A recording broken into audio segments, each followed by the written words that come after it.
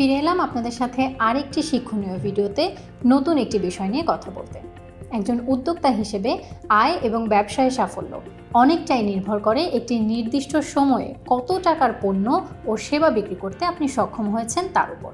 আপনার আয়ের লক্ষ্যমাত্রা অর্জন করতে হলে আপনার বাস্কেটের পণ্য ও বিক্রি করার সঠিক কৌশল ব্যবহার করে কিভাবে বিক্রি করতে হয় তা জানাটা খুব জরুরি।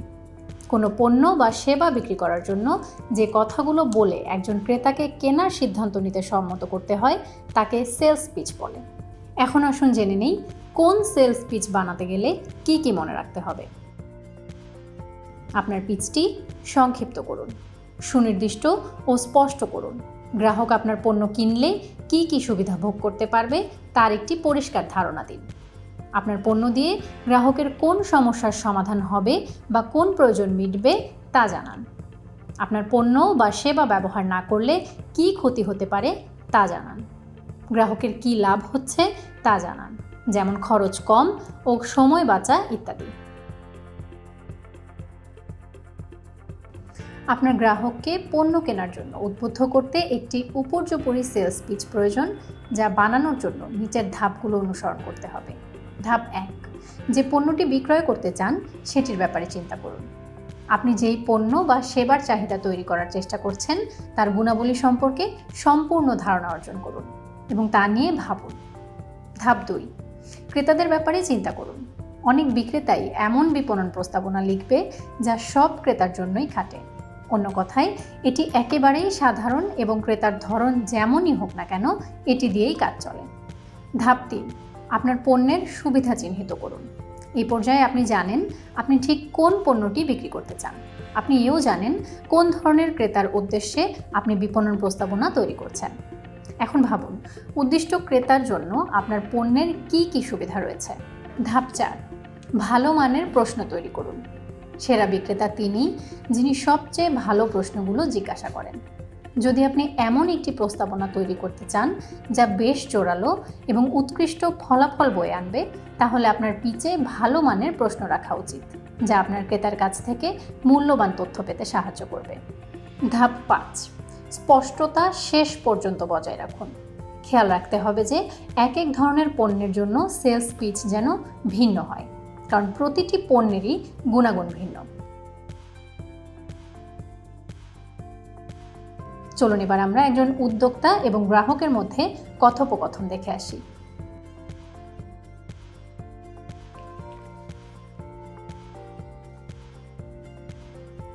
বাড়িতে কেউ আছেন?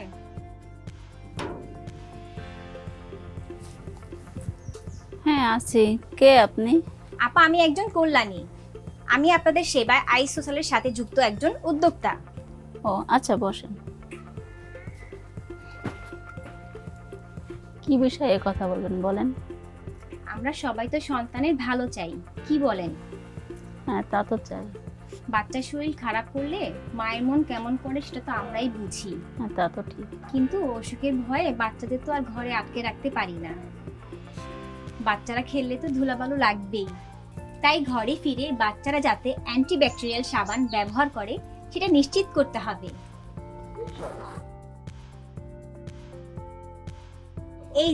এই সাবান ব্যবহার করলে খুব সহজেই রোগ জীবাণু থেকে রক্ষা পাওয়া যায়।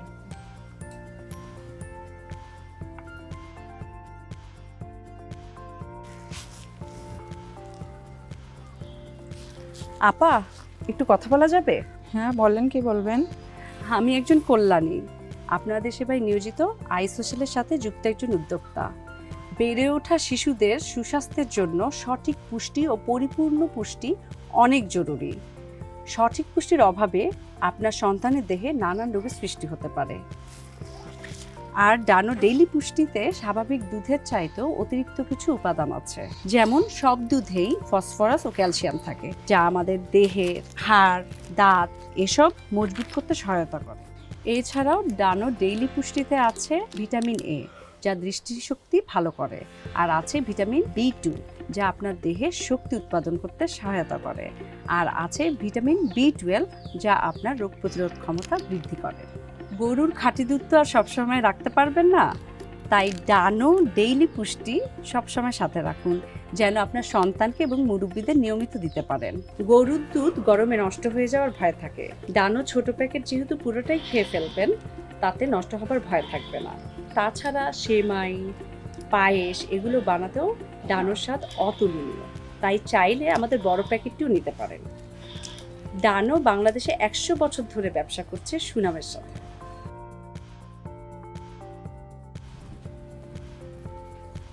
আপা, আপনার সাথে কি একটু কথা বলা যাবে? জি যাবে, বসেন। আপা, আপনি মাসিকের সময় কি ব্যবহার করেন? আমি সুতি নরম কাপড় ব্যবহার করি। আপনি বাড়িতে তৈরি নরম কাপড়ের প্যাড ব্যবহার করতে পারেন, অথবা কম দামে আমার কাছ থেকে ভালো স্যানিটারি ন্যাপকিন নিতে পারেন। প্রতি 4 ঘন্টা পর পর প্যাড বা ন্যাপকিন পাল্টাবেন। বাড়ির তৈরি প্যাড ভালো করে সাবান দিয়ে ধুয়ে অবশ্যই রোদে শুকাবেন, না হলে বিপদ হতে পারে। আর স্যানিটারি ন্যাপকিন একবারের বেশি ব্যবহার করবেন না। ব্যবহার করা স্যানিটারি ন্যাপকিন মাটিতে পুঁতে ফেলবেন, যেখানে সেখানে ফেলবেন না। আমার কাছ থেকে নিলে আপনি কোনো সংকোচ না করে কিনতে পারছেন বাজারের দামে। স্যানিটারি ন্যাপকিন ব্যবহার না করলে বা ভুলভাবে ব্যবহার করার কারণে আমাদের দেশে অনেক মেয়ে জরায়ু ক্যান্সারে আক্রান্ত হচ্ছে। অনিরাপদ ব্যবহারের ফলে টক্সিক শক সিনড্রোম এবং ভ্যাজিনাইটিসের মতো সংক্রমণ হতে পারে। তাই আপনার এবং আপনার কিশোরীর ভবিষ্যতের কথা ভেবে এই বিষয়ে গুরুত্ব দিন। সেলস পিচ নিয়ে এই ট্রেনিংটি এখানেই শেষ। আশা করি আপনারা এখান থেকে অনেক কিছু শিখেছেন, যা আপনাদের গ্রাহকের কাছে পণ্য বা সেবা বিক্রয়ের জন্য উপকারে আসবে। কোনো কিছু বুঝতে অসুবিধা হলে অথবা এই বিষয় নিয়ে আরও জানতে চাইলে 16573 এই হটলাইনে কল করুন এবং জেনে নিন। বিদায়।